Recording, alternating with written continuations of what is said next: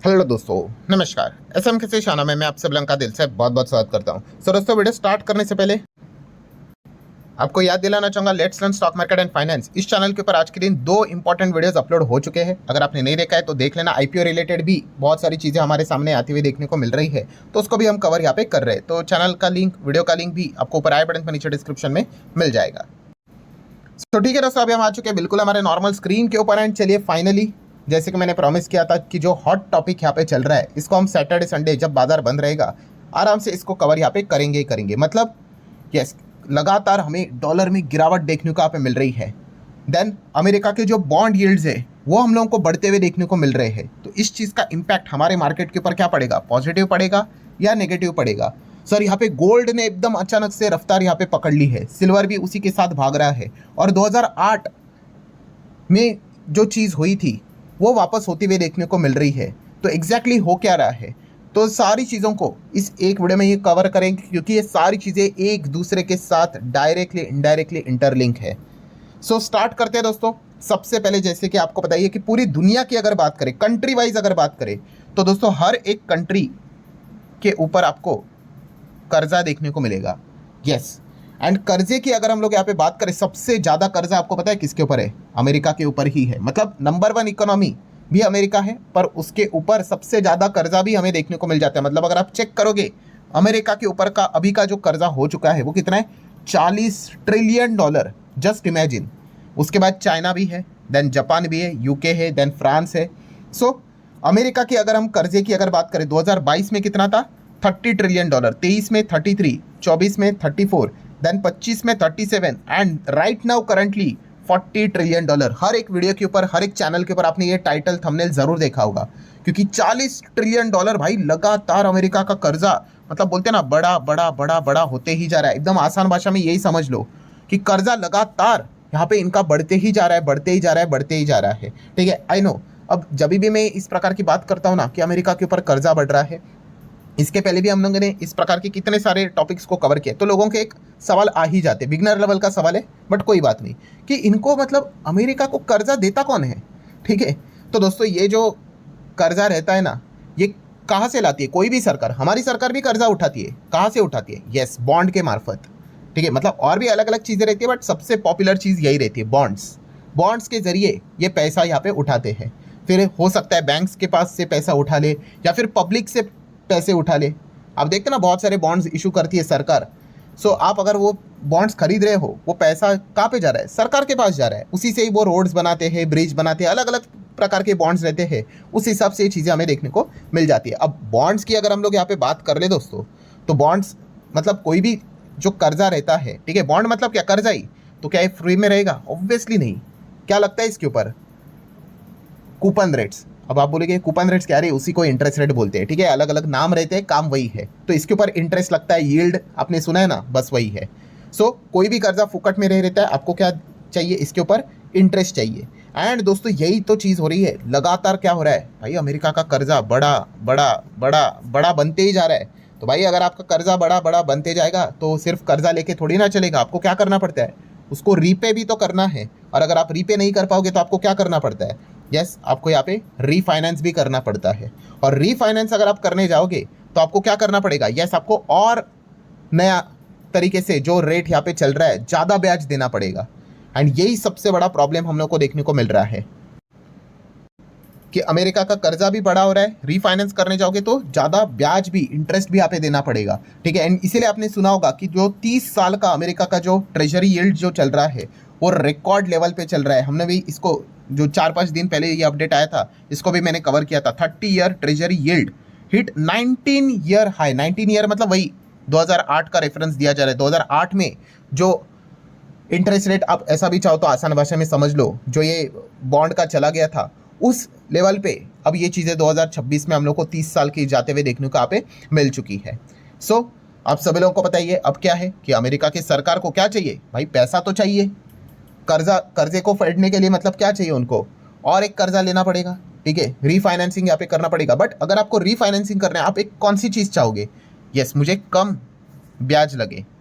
ठीक है, and come ब्याज चाहिए तो यहाँ पे आपको कुछ ना कुछ तो करना पड़ेगा, क्योंकि हो क्या रहा है अमेरिका में, अगर आपको कर्जा चाहिए भाई, उसका तो जो रेट है वो एकदम हाईएस्ट लेवल पे चल रहा है, 19 साल के हाईएस्ट लेवल पे। तो कर्जा तो मिल जाएगा बट ज़्यादा ब्याज आपको देना पड़ेगा। तो वो ब्याज को गिराने के लिए अमेरिकन सरकार ने एक चाल चली, और वो चाल कौन सी चली? बायबैक। उन्होंने बायबैक को डबल कर दिया। आपने सुना होगा ना ये खबर कि यूएस ट्रेजरी की, अगर हम यहाँ पे बात कर, स्कॉट बेसेंट की भी अगर बात कर ले, उन्होंने क्या कर दिया? Double the US long bond buyback. क्यों?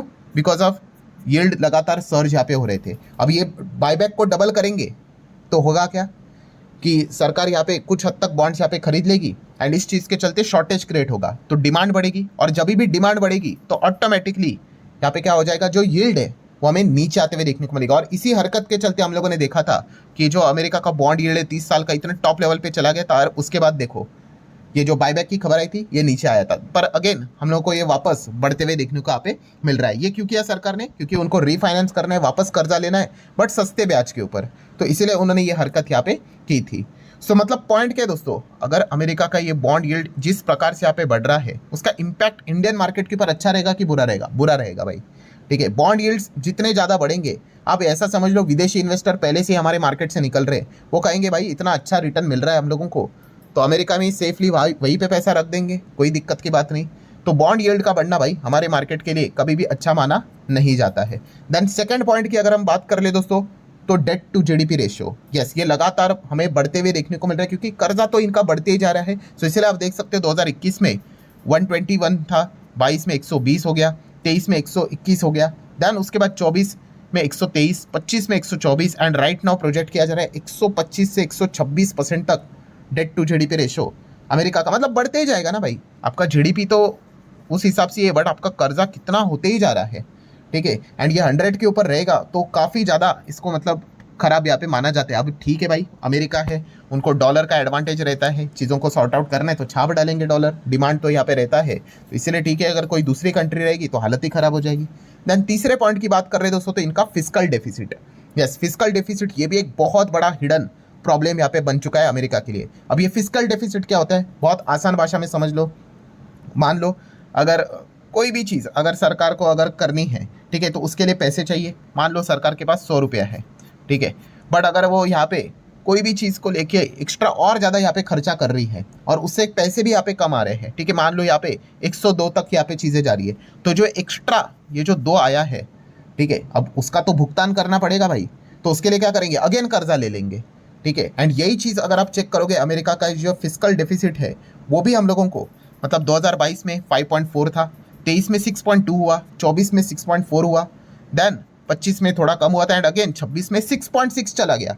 $2 ट्रिलियन का फिस्कल डेफिसिट चल रहा है भाई। ठीक है, तो ये सारी चीज़ें अल्टीमेटली कहाँ से वो इस मतलब चीज़ों को गैप कहाँ पे फिल करेंगे? और ज़्यादा कर्जा।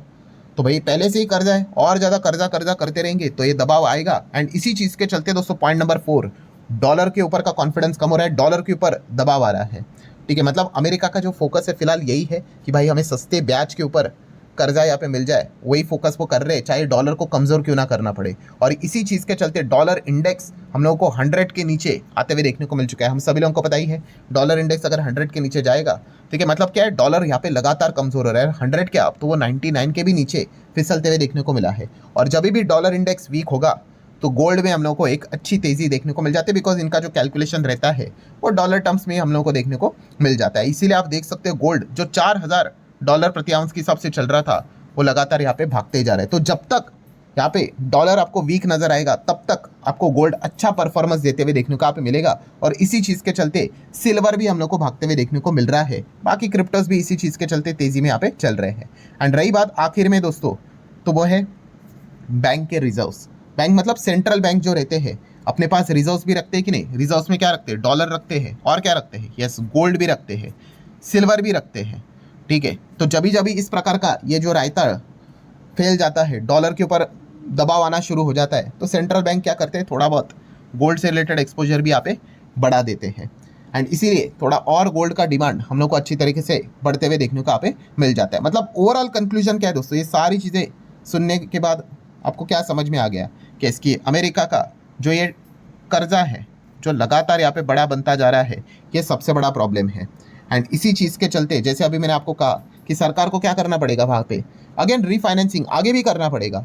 एंड बैक टू बैक अगर रीफाइनेंसिंग आपको करनी है तो भाई आपको सस्ते ब्याज के ऊपर चाहिए, तो यील्ड्स को गिराने के लिए उन्होंने बायबैक से रिलेटेड ये डबल वाला खेल यहाँ पे खेला था। एंड जैसे मैंने आपको कहा कि वो डॉलर वीक होगा तो भी उनके लिए चलेगा, बट रीफाइनेंसिंग सस्ते में होना चाहिए, इसलिए ये सारी चीज़ें उन्होंने की। एंड इसमें सबसे बड़ा प्रॉब्लम क्या है दोस्तों, ट्रम्प, कि इतना खराब सिचुएशन चल रहा है। ट्रम्प चुनाव से पहले तो कितने बड़ा बड़ा भाषण किया था कि कोई नया युद्ध स्टार्ट नहीं करेंगे, अमेरिका के ऊपर का कर्जे को कम करेंगे, ठीक है। और ये सारी चीज़ों में क्या कर रहे हैं, मिडल ईस्ट में लड़ रहे हैं, ऑयल को 95 तक पहुंचा के रखा हुआ है, ठीक है, कर्जा बड़ा होते ही जा रहा है, ठीक है। तो इसीलिए लोग यहाँ पे ट्रम्प को भी गाली दे रहे हैं कि ये सारी चीज़ों में ये दिक्कतें मतलब वो ख़त्म ना करते। टैरिफ तो हम भूल ही गए, ठीक है, उससे भी इन्फ्लेशन लगातार वो बढ़ा रहे हैं। सो इसीलिए हम यहाँ पे कह सकते हैं अमेरिका के ऊपर दबाव आ रहा है। बट ये सारी चीज़ें होने के बावजूद भी एक कड़वी सच्चाई ये है दोस्तों, ठीक है, कि भाई अमेरिका मतलब हम कहते हैं ना कि दूसरा कोई देश होता तो भाई उसकी बैंड ही बच जाती, बट अमेरिका की बैंड नहीं बचती। क्यों? Just one answer, dollar. दुनिया में अभी भी देखा गया भाई डॉलर का ही डिमांड है, ठीक है। हम सभी लोगों को पता है पेट्रो डॉलर के डील्स यहाँ पे रहते हैं, ग्लोबल लेवल पे एक्सेप्टेबल करेंसी है, अगर कुछ भी नहीं हुआ तो छाप डालेंगे भाई, ठीक है। दुनिया में तो इसकी डिमांड रहती है, तो इसीलिए देखा गया तो ये जो संकट रहता है ना, इसको वो डॉज हमेशा यूजुअली करते रहते हैं। बट यस, लगातार ये चीज़ें बढ़ती जा रही है। एंड कभी तो जाके मतलब हम कहते हैं ना कि एक टाइम पे जाके भाई ये चीज़ें मतलब बोलते हैं ना पानी सर के ऊपर चला जाएगा, वैसी भी यहाँ पे हो जाएगी। सो इसीलिए देखा गया तो इस चीज़ की चर्चा काफ़ी हायर लेवल पे हम लोग को चलती हुई देखने को मिल रही है। सो ठीक है दोस्तों, जितनी कुछ चीज़ें थी आसान भाषा में मैंने एक्सप्लेन कर दी, ठीक है। आशा करता हूँ वीडियो आपको हेल्पफुल लगा होगा। चाहो तो लाइक एंड शेयर कर सकते हो। मिलेंगे अगले वीडियो में, तब तक के लिए बाय बाय।